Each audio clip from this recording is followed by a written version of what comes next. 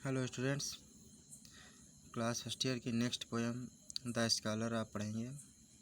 The scholar, जिसको compose किया Robert Southee ने, one of the lake poets. Lake poets के नाम से 3 लोग जाने जाते थे, वर्ड्सवर्थ, कॉलरिज और साउदी। तो उन्हीं में से एक साउदी हैं। साउदी विक्टोरियन एज में इन्होंने वर्क किया, बहुत ज़्यादा इनका नाम हुआ। Robert Southey was one of 3 older romantic poets of England, the other 2 being Wordsworth and Coleridge। वही लेक पोएट्स जो हमने आपको बताया, उन्हीं में से ये एक थे। He was a very prolific writer, both in verse and prose। Verse और प्रोज दोनों चीज़ें इन्होंने लिखी हैं। He was the son of linen draper of a respectable Somerset family।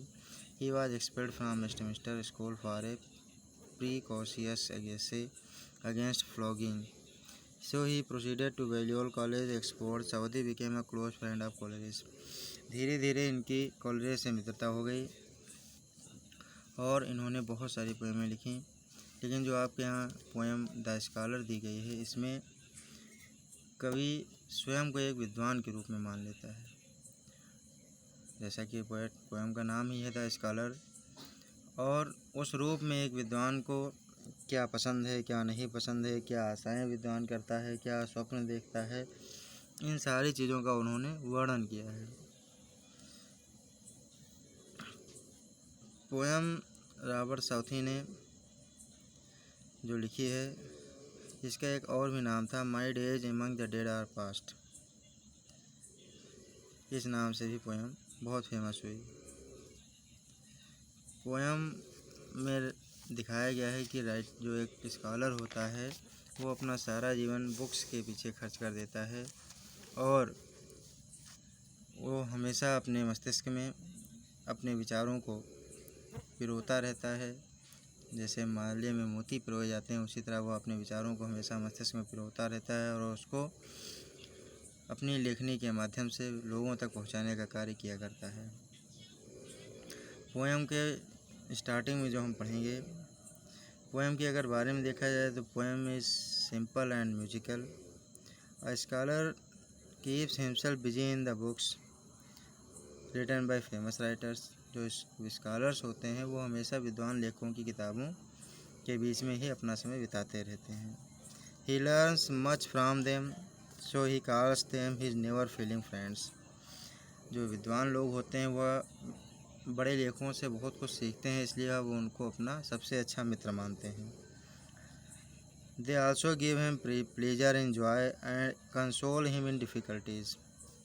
जब आप बुक्स को पसंद करने लगेंगे तो बुक्स से आपको प्रसन्नता मिलेंगी। जब आप परेशान होंगे तब भी आपको वहाँ से सांत्वना मिलेगी। So he is grateful to them. इसलिए जो स्कॉलर होता है वह हमेशा ऋणी होता है लेखकों का। Thus the poem is didactic. प्रेरणादायक पोएम है। It inspires us to work hard to better the future. और यह पोएम हमें सिखाती है कि हमें बहुत कठिन कार्य करने चाहिए ताकि हमारा फ्यूचर बहुत अच्छा बन जाए। पोएम को अगर हम पढ़ें तो रॉबर्ट साउदी ने लिखा है, my days among the dead are past, around me I behold. Library में बैठकर जब कवि यह पोएम लिखता है तो कहता है, मेरे दिन among the dead are past, मृत लेखकों की पुस्तकों के अध्ययन में व्यतीत होते हैं। जो लेखक इन पुस्तकों को लिखकर मर चुके हैं, उन्हीं की पुस्तकों के अध्ययन में मेरे दिन व्यतीत होते हैं। अराउंड मी आई बिहोल्ड, अपने चारों ओर जहाँ कहीं भी मैं देखता हूँ अपनी किताबों को, इन पुस्तकों को। Where are these casual eyes are cast, जहाँ कहीं मेरी आँखें पड़ती हैं। The mighty minds of old, अतीत के महान लेखकों द्वारा लिखी पुस्तकें देखता हूँ। जो my never failing friends are they, मेरे कभी ना असफल होने वाले वो मित्र थे जिन्होंने मुझे कभी धोखा न दिया। With home I converse day by day, जिनके साथ मैं दिन प्रतिदिन बातें करता रहता हूँ, वार्तालाप करता रहता हूँ और उनकी पुस्तकों का अध्ययन मतलब बात वही है, उनके वार्तालाप करने का मतलब यह है कि उनकी पुस्तकों का अध्ययन लेखक करता रहता है।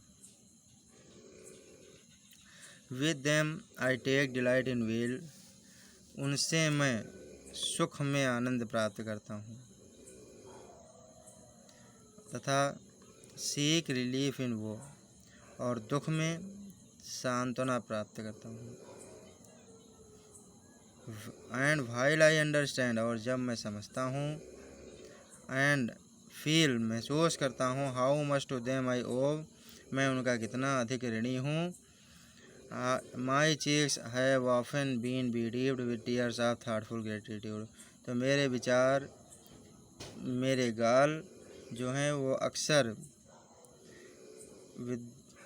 कृतज्ञता के आंसुओं से गीले हो जाते हैं। थॉटफुल ग्रेटिट्यूड भी कृतज्ञता के आंसुओं से गाल हमेशा गीले हो जाते हैं, अर्थात विद्वान लेखकों तथा उनकी रचनाओं के प्रति अत्यधिक कृतज्ञता का अनुभव मैं करता हूँ।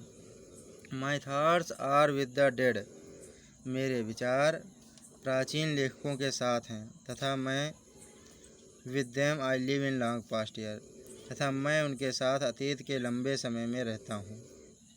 देयर वर्च्यूज लिव, उनके गुणों को प्रेम करता हूँ।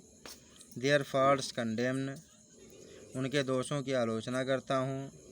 Partake their hopes and fears partake their hopes and fears, उनके आशाओं और भयों में, दुख जो भय है उसमें मैं भाग लेता हूँ। Instruction with an humble mind, उनके शिक्षाओं से विनम्रता के साथ निर्देश ग्रहण करता हूँ। हम्बल माइंड मतलब विनम्रता के साथ। My hopes are with the dead, मेरी आशाएं उन पुराने प्राचीन लेखकों के साथ हैं, मृत लेखकों के साथ हैं। एनन माने होता है शीघ्र ही। My place with them will be, मेरा स्थान उनके साथ होगा, अर्थात विद्वान कहता है जब मैं मर जाऊंगा तो मैं भी उनके ही साथ रहूँगा।